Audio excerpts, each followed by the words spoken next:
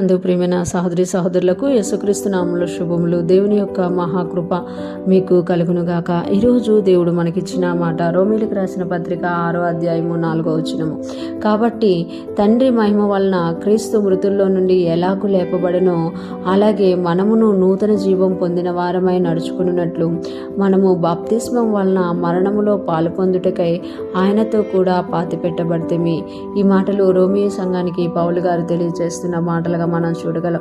ఇక్కడ ఆయన క్రీస్తు యొక్క మరణ పునరుత్థానముల గురించి, మన యొక్క బాప్తిస్మం యొక్క సాదృశ్యం గురించి ఇక్కడ తెలియజేసినట్లుగా మనము చూడగలం అనమాట.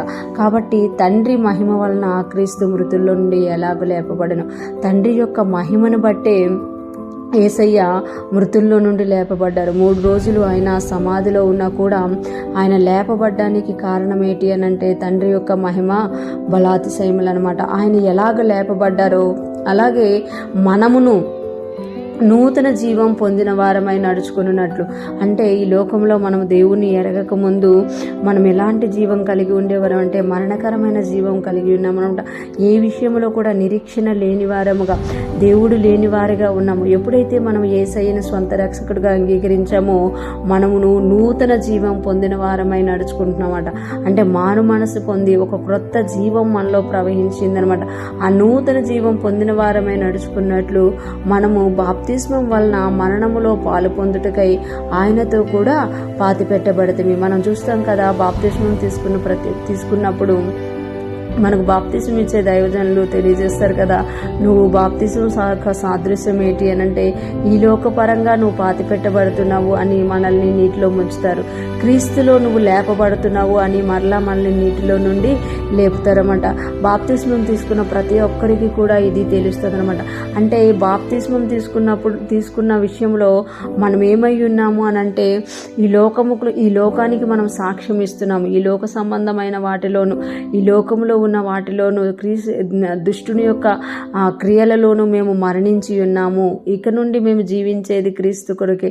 క్రీస్తు మహిమ ద్వారా మేము లేపబడుతున్నాము. తండ్రి ఎలాగైతే మృతుల్లో నుండి క్రీస్తును మహిమ ద్వారా లేపారో మేము కూడా ఈ లోక సంబంధమైన వాటిలోను, లోకంలో ఉన్న ఆచారాల వాటిలోను, ఈ లోకంలో దేవునికి విరోధమైన వాటిలోను, దుష్టుని కార్యాల్లోనూ మేము చనిపోతున్నాము. క్రీస్తు యొక్క నూతన జీవం పొందినట్లు మేము లేపబడుతున్నాము అని సాదృశ్యంగా మనము బాప్తిస్మాన్ని తీసుకున్నాం అనమాట.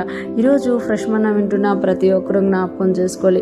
ఈరోజు ఫ్రెష్ మన్నాలో ఉన్న ఎంతమంది ఇంకా బాప్తిస్మం తీసుకోకుండా ఉన్నారో నాకైతే తెలియదు, కానీ ఈరోజు దేవుడు మనకు తెలియజేస్తున్నారు కదా, మనం నూతన జీవం క్రీస్తులో పొందినట్లు మనము బాప్తిస్మం తీసుకోవాలి అని దేవుడు మనకి తెలియజేస్తున్నారు. బాప్తిస్మం తీసుకున్న ప్రతి ఒక్కరూ కూడా మనం జ్ఞాపకం చేసుకోవాలి కదా, మనము ఈ లోకపరంగా, ఈ లోక సంబంధమైన వాటిలో, దుష్టుని విషయంలో, ఈ లోక ఆచారాల విషయంలో మనము చచ్చిపోయాము, పాతిపెట్టబడిపోయాము.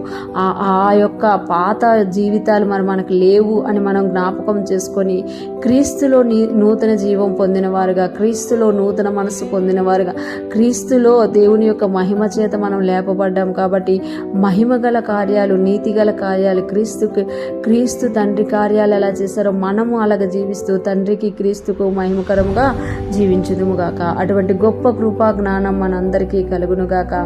దేవునిలో ఉంటూ దేవునిలో వర్ధిల్లుతూ ఆయనకు మహిమకరంగా జీవించుదుముగాక. ఆమేన్.